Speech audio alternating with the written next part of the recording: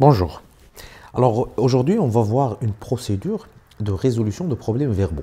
Alors vous avez ce type d'exercice dans les manuels mathématiques où vous serez confronté à des exercices où vous avez principalement du verbe, voilà, du texte avec des verbes, des mots, etc. Et vous avez des quantités à l'intérieur. Et l'objectif, c'est de bien sûr trouver une donnée qui n'est pas connue, une inconnue, sur la base des données connues. Donc on va voir cette procédure aujourd'hui qui se compose de 5 étapes. Vous allez voir qu'elle est très pratique pour résoudre ce type d'exercice. On va l'appliquer aujourd'hui à un exercice qu'on a ici.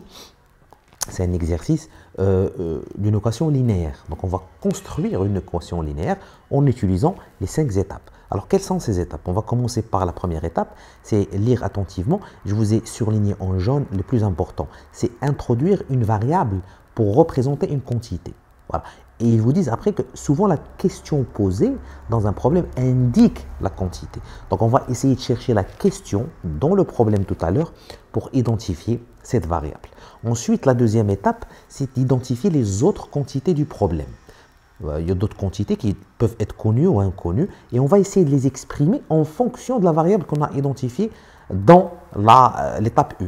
Ensuite, on va rédiger un énoncé verbal. L'énoncé verbal, tout simplement, que du verbe. C'est-à-dire, on ne va pas utiliser ces quantités-là. Mais ensuite, on va écrire un énoncé mathématique équivalent. Bien sûr, qui va être équivalent à l'énoncé verbal. On va résoudre dans la quatrième étape l'équation ou l'inéquation. Et on va vérifier. Aujourd'hui, on va voir uniquement un exemple. Dans une autre vidéo, on va voir encore comment on peut utiliser ces étapes pour résoudre un autre type d'exercice. Alors, je vais essayer de noter ici les étapes, peut-être en vert. Alors, première étape, voilà, c'est quoi? C'est identifier la quantité. Regardez ici la question. Dans un grand magasin, les prix de solde sont obtenus en diminuant le prix de vente de 15%. Voilà, autrement dit, le prix de solde est obtenu en soustrayant 15% du prix public. C'est logique. Le prix public, vous avez un prix et vous avez 15%, un taux de solde. D'accord? On va passer à la question. Quel est le prix soldé d'une robe dont le prix public est de 600 dirhams? Donc, rappelez-vous, il faut chercher dans la question posée ici la variable. Alors, quel est le prix soldé d'une robe? Alors, on est en train de chercher quoi? X. Je vais noter ça. X, c'est quoi? C'est le prix soldé de la robe. Donc, puisque j'ai identifié ma variable, je vais passer à la deuxième étape. La deuxième étape, c'est quoi? Identifier les autres quantités du problème. Alors, quelles sont les autres quantités? Si je reviens à la question, regardez, vous avez un taux de, n'est-ce pas, 15%. Alors, 15%, c'est quoi? C'est le taux des soldes, c'est-à-dire appliqué, bien sûr, au prix original. Je vais passer à l'étape 3. Je me suis trompé, hein, exprimer les quantités en fonction. Alors, je vais supprimer ça. Je n'ai pas encore terminé parce que les autres quantités, il n'y a que 15%, mais il y a aussi quand même la question, regardez ici. Je vais surligner ça, 600 dirhams. Ça aussi, c'est une autre quantité. Donc ça, c'est le prix public. Je vais mettre ça, prix public égale à quoi? 600 dirhams. Voilà. Donc on a X et on a 15 et on a toutes les quantités. Pour terminer cette deuxième étape, exprimer les quantités inconnues en fonction de la variable. Donc, quelle est la relation entre tous ces éléments? Bien sûr, une chose était tellement claire dans ce cas, c'est que le prix public, c'est toujours un prix qui est supérieur au prix soldé. Donc, je vais commencer par ça. Je vais mettre prix public va être égal à quoi?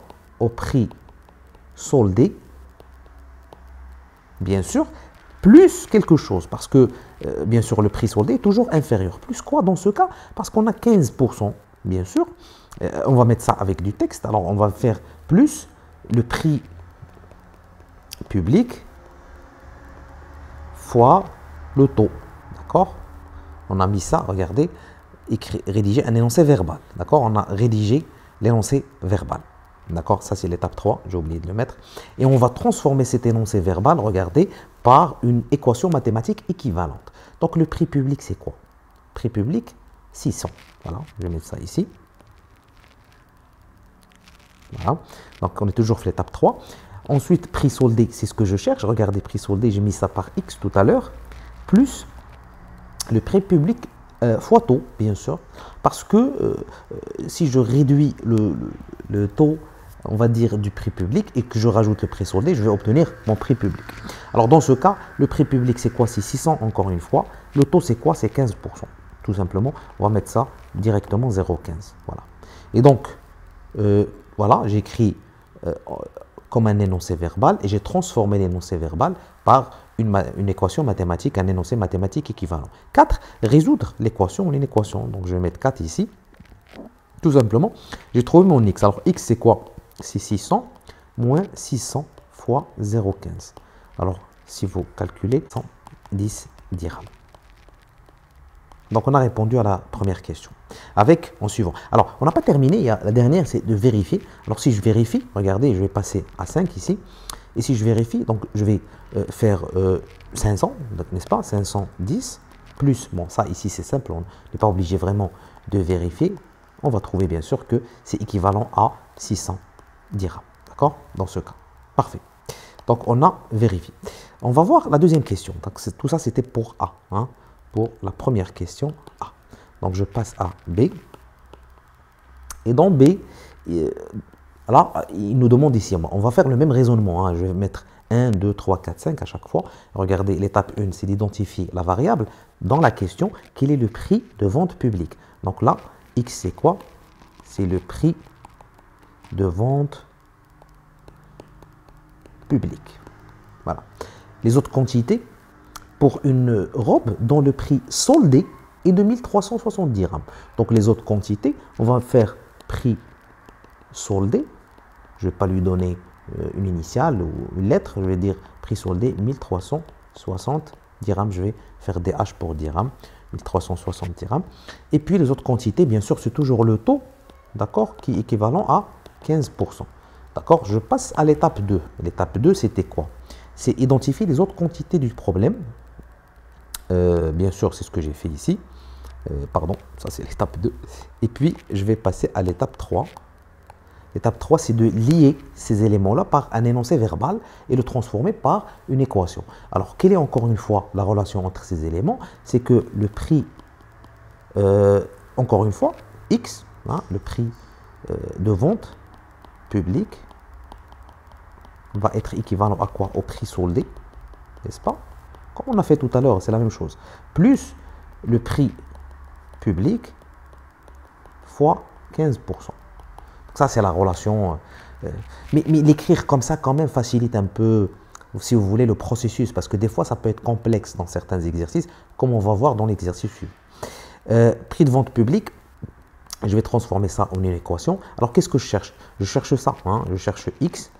Prix de soldé, c'est quoi? C'est 1360 plus 15%, c'est 0,15 fois X. Regardez ici l'équation, elle a un peu changé.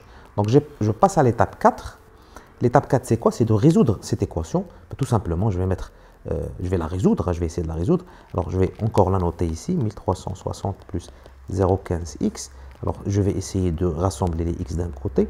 Moins 0,5x égale à 1360. Alors, 0,85x, c'est quoi? C'est 1360. X, c'est quoi? C'est 1360 qu'on va diviser par 0,85. Pardon, ici. Alors, X, c'est quoi? Et ici, 1600 dirhams. Voilà. Donc, bien sûr, on ne va pas vérifier, juste pour gagner du temps. Puis, bon, on a vu ici donc l'application de cette procédure de résolution de problèmes verbaux dans le cas d'une équation linéaire. Alors, ici, c'est une équation linéaire à une variable. Parce qu'on avait, regardez ici, on avait X qu'on a identifié ici. On a ici X aussi qu'on a identifié ici. On va voir dans un autre exemple comment on peut encore une fois, dans le cas d'une équation linéaire, appliquer cette procédure que je vous conseille vivement d'adopter pour ce type de problèmes verbaux.